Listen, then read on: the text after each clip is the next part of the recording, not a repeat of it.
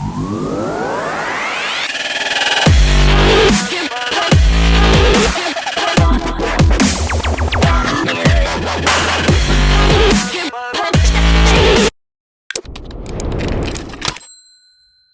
in this video I'm going to talk about 10 things you must know about the Arrma Infraction. As ever, in these videos, this isn't me having a go at the car in particular, it's just raising 10 points that you need to be aware of. After all, I love this thing, I own 2 of them for goodness sake.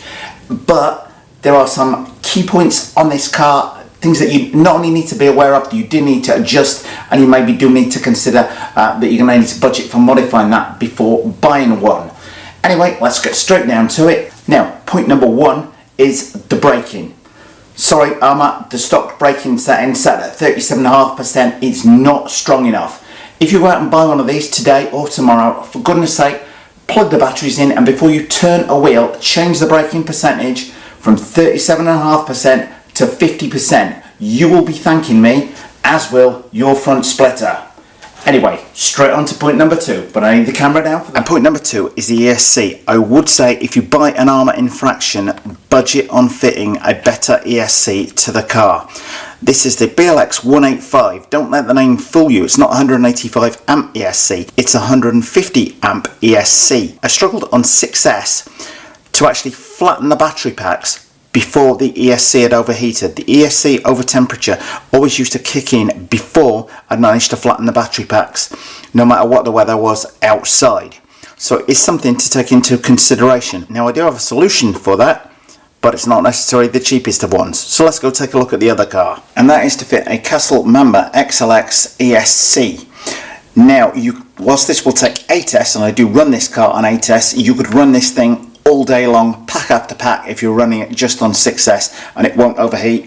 The car will just keep going literally all day long on 6S. But it's not the cheapest of ESCs to buy. However, it does quite handily mount on this little plate, so it sits up in the cab bodywork on there, so it's a fairly straightforward mod to fit one of those. There is a link to this ESC plate if anybody wants to do the same conversion below the video. Now, just as an aside, I did raise the question in relation to the new Arrma Kraton 8S. Was the 160 amp ESC going to be a weak point for the car? Bear in mind that this is 150 amp ESC, and originally both of the stock ESCs that I had for these cars burnt out with the stock gearing on there. So I am wondering how the Arrma Kraton 8S ESC situation is going to play out. Just makes you think, doesn't it? But anyway, on to point number 3, which is the motor, which also runs hot. Now, as I mentioned, the ESC runs warm, but not only that, the motor also runs very warm indeed. Now, Tony from CCXRC fitted twin-year racing fans to his Arrma Infraction. They're about $46.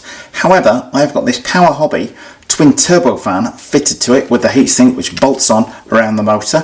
Yours for around $21.99. I did a short video test of this fan the other day, and with the twin fans in place, after a 3-minute test, the fans have kept the temperature down by a full 11 degrees Fahrenheit. Highly recommend fitting a cooling fan, and you do need to budget for that, I would say, if you buy an Arrma Infraction. And that leads me on to point number 4, which is this stock motor will take 8S quite happily.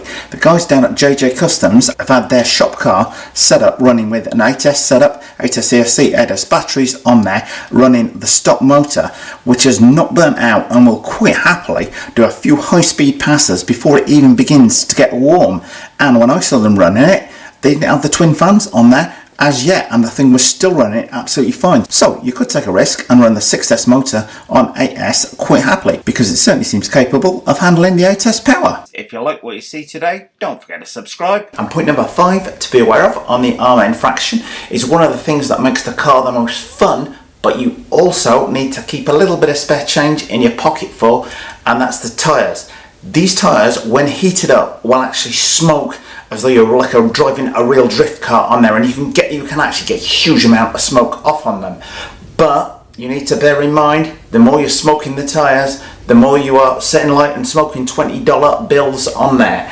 These tyres are about $30 to $35 for a pair. Now, you're wondering, how long does a set of 4 last? Well, with this car in 8S spec, I'm probably lucky to get through 2 sets of battery packs before the tyres are pretty much worn out and had it. And in one instance, when I was really going for it, drifting the thing round, smoking them a lot, in 12 minutes under 8S power, this thing had got through a set of 4 tyres. It has to be seen to be believed. Now, setting my joking aside, how long the tyres last will depend down to your personal driving style. If you're really going to go for it, they will wear out in no time at all. Yet if you're just doing speed runs up and down the straight as opposed to drifting it, they will last for quite a long time. One alternative is to fit something like the GRP tyres, which are fit to my speedrun Typhon, up there for doing the high speed runs and for day-to-day driving, and keep the Hoon tyres for hooning around on. Anyway, let's move straight on to point number 6. For that, I need the camera down again. And point number 6 to be aware of on the Arrma Infraction is this front splitter. You will notice it is standing a full inch proud of the rubber bumper on here. So if you hit anything, the first thing that hits is this splitter. It is held on not by these 5 screws, but by 5 much wider ones when you get it out of the factory. On both of these cars, the first time I just touched a curb or a bump with it, this splitter popped off, and a lot of other people have been finding the same, and all 5 screws just simply disappear. I've never found a single screw off of either of these cars. The one thing I would say when putting it back on is use small screws. You could put ones with a much larger depth on there, but the thing of it is, if it hits something again, the tendency is for it to pull the screws out. If you've got very, very long screws in there, you're more likely to split this, bend it, smash it to pieces. I would rather it pop off than lose these 5 screws, because then the next thing that hits is the bumper on there. What I don't want to be doing is smacking into something, this staying on, but bending down, snapping in half, etc. So I actually think it's better to fit smaller screws in there and just work on the principle that every now and again you're going to need to fit new ones when you kiss that onto a curb. So that is point number 6 of things to be aware of on the Arrma Infraction. And point number 7 would be it's very easy to get this car up into the 100 mph plus bracket. To do that, I would recommend you fit a spool and a cat pack. Now we've got both of these from JJ Customs. There is a link to them below the video. If you change the ESC position, the cat pack sits neatly under there. I'm afraid I can't give you a close-up view of the spool, but trust me, it is tucked away down in there. So for just a few dollars more, you can change the gearing on the thing and get it into that 100 mph bracket fairly easily. Now point number 8 is the aerodynamics of the car. First of all, at the back here, this spoiler initially is much higher.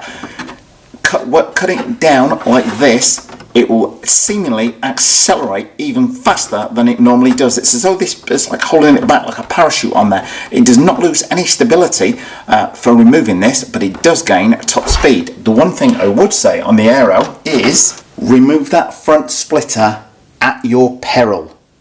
You may be tempted to take this off so you can get better airflow under the car to cool the ESC. What will happen if you remove this in very short order, as I've seen it twice with people running without this front splitter on there, is the air will get pushed under the body, and you will eventually, at about 80 miles an hour, instead of sticking to the road like glue with the splitter on, the car will lift up and it will be on its back before you can blink an eye, click your fingers. The car will blow over so fast without that splitter on at speed, it is untrue. So tip number 8, do feel free to adjust the wing on the back of the car. Do not feel free to remove that splitter. And point number 9 would be tuning the front suspension on the car. So what have I done to tweak the front suspension of this car? Well, I've adjusted the 2 droop screws either side of the car, lowered the car down as much as it's safe to go. Initially, when I did that, the car was fine, but under heavy braking, the front spoiler was hitting the ground and shattering along there. So what I've also done is replace the standard shock oil in here with 50 weight shock oil, rather than tightening the springs up and tightening the front suspension up.